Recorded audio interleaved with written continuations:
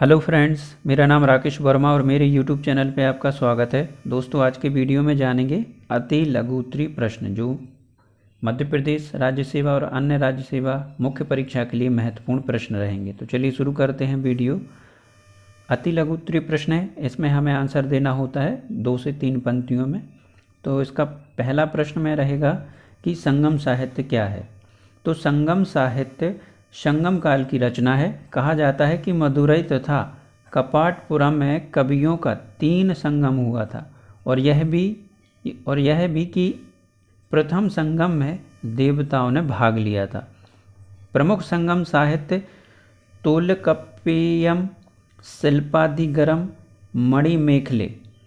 और संगम साहित्य के 2 भाग हैं अहम, जो प्रेम संबंध कविताएं हैं, तथा दूसरा है पुरम, जिसमें युद्ध संबंधी कविताएं हैं। अगला क्वेश्चन है महाबलीपुरम के बारे में बताना है शॉर्ट में। तो महाबलीपुरम तमिलनाडु में है। यहाँ पल्लव कला के अद्भुत नमूने प्राप्त होते हैं।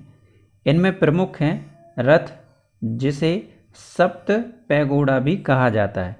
पत्थर को काटकर ये रथ बनाए गए हैं। रथ मंदिरों में द्रौपदी रथ, धर्मराज रथ, भीम रथ और अर्जुन रथ प्रमुख हैं।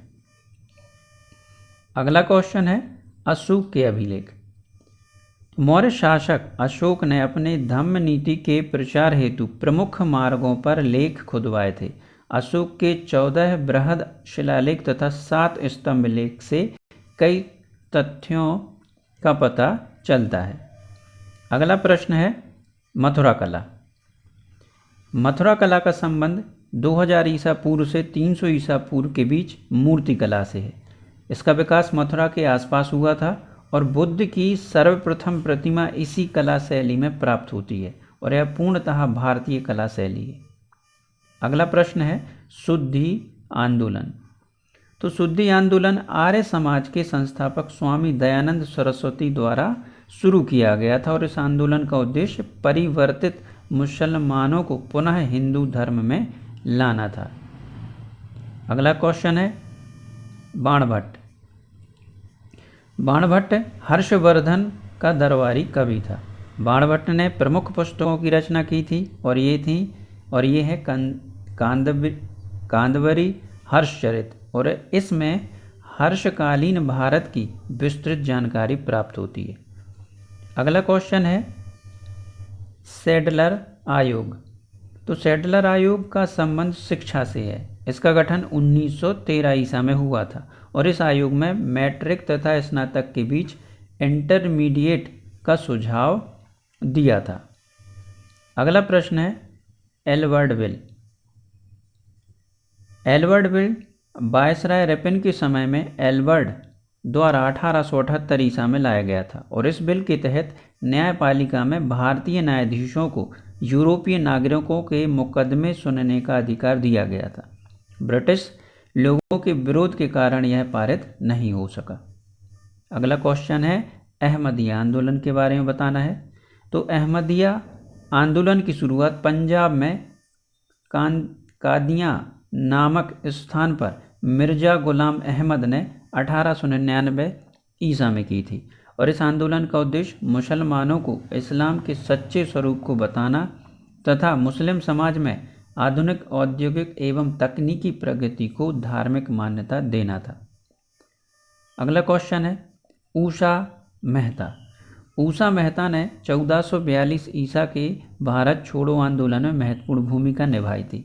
उन्होंने इस आंदोलन के दौरान भूमिगत रेडियो का संचालन किया था।